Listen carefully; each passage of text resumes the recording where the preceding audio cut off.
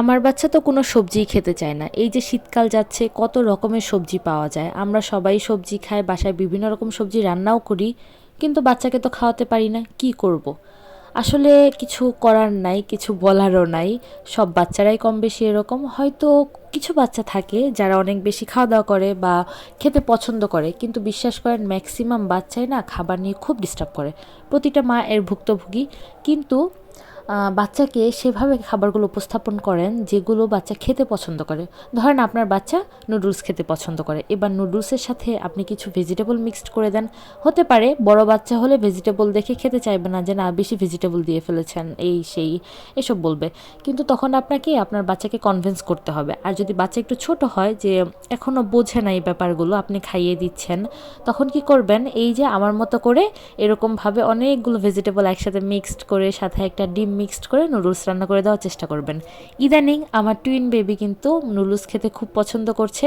আর যেহেতু শীতকাল, রং বেরঙের অনেক সবজি পাওয়া যায়, আজকে আমি সেরকমই দুই রকমের সবজি দিয়ে নুডলস রান্না করছি। যেমন এখানে গাজর দিয়েছি আর দিয়েছি টমেটো, সাথে অল্প একটু কাঁচামরিচ দিয়েছি, আর রসুন দিয়ে একটু ফোড়ন দিয়ে নিলাম, যাতে ডিমের ফ্লেভারটা বা ডিমের গন্ধটা না থাকে আর খেতে যেন একটা স্মেল ছড়ায়। তো সাথে কিন্তু একটা ডিমও দিয়েছি। তো এই সবগুলো উপকরণ খুব ভালোভাবে মিক্সড করে নিয়ে তারপর এখানে আমি নুডলস দিয়ে ভালোভাবে রান্না করে নিব। খুব ইজি একটি রেসিপি এটি, কিন্তু আসলে আপনাদের সাথে আমি রেসিপি আকারে শেয়ার করছি না, আমি জাস্ট এই ব্যাপারগুলো আপনাদের সাথে শেয়ার করছি এটা বোঝানোর জন্যেই যে আমার বাচ্চারাও খেতে চায় না, কিন্তু আমি তাদেরকে বিভিন্নভাবে তাদের সামনে খাবারটাকে উপস্থাপন করি। বাচ্চাদের সামনে খাবার উপস্থাপন করা বা বিভিন্ন রকম আইটেম রান্না করে তাদের সামনে প্রেজেন্ট করা কিন্তু মা হিসাবে আমার দায়িত্ব, এবং আপনারও দায়িত্ব। আপনি যদি মা হয়ে থাকেন, আপনার বাচ্চা কতটুকু খাচ্ছে এবং খাচ্ছে কি না সেটা বাচ্চার ব্যাপার। বাচ্চাকে জোর করলে কিন্তু উল্টো আরও ক্ষতি হবে। হ্যাঁ, বাচ্চাকে কনভিন্স করেন, বাচ্চাকে রান্না করে প্রায় দেন। বাচ্চা হয়তো একদিন খাবে না, 2 দিন খাবে না, 3 দিনের দিন অবশ্যই খাবে। গেল নুডলসের রেসিপি। এখন আমি আপনার সাথে আরেকটা রেসিপি শেয়ার করি।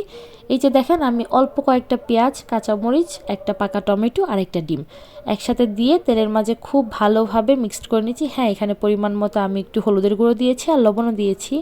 এটা আমি তেলের সাথে খুব ভালোভাবে ঝুরি করে রান্না করে নিব। এটা কিন্তু আমি বাচ্চাকে ভাতের সাথে বা রুটির সাথে খাওয়াতে পারবো। এখন বাচ্চা যদি একটু বড় হয়, যে বাচ্চার দাঁত হয়েছে, চিবিয়ে খেতে পারে, তাকে রুটির সাথে দিতে পারেন। আর যদি সেরকম ছোট বাচ্চা হয়, তাহলে আপনি শুধুমাত্র এই খাবারটি বাচ্চাকে খাওয়াতে পারেন, কিংবা সামান্য একটু ভাত আর ডাল চটকে বাচ্চাকে খাওয়াতে পারেন। আমি কিন্তু আজকে আমার বাচ্চাকে এই ডিম ভাজিটা সাথে অল্প একটু ডালের যে ঘন অংশটা, সেটা সাথে অল্প একটু ভাত চটকে খাইয়েছি। মাশাআল্লাহ, আমার ছেলেটা খেয়েছে, মেয়েটাও খেয়েছে, তবে মেয়েটা পরিমাণে একটু কম খেয়েছে। তারপর আমি আপনার সাথে আরেকটা রেসিপি শেয়ার করি।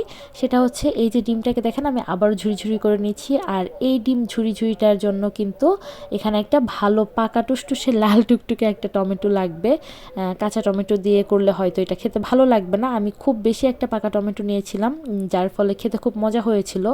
তারপর এখানে পরিমাণ মতো মরিচ, হলুদ সব কিছু দিয়ে ভালোভাবে ভেজে নিয়েছি। তারপর এই যে একটা পরোটার সাথে এভাবে রোল করে নিচ্ছি। কেমন লাগলো আমার এই ইজি 3টি রেসিপি? যদি ভালো লাগে please like, comment, share and follow my page and subscribe my channel.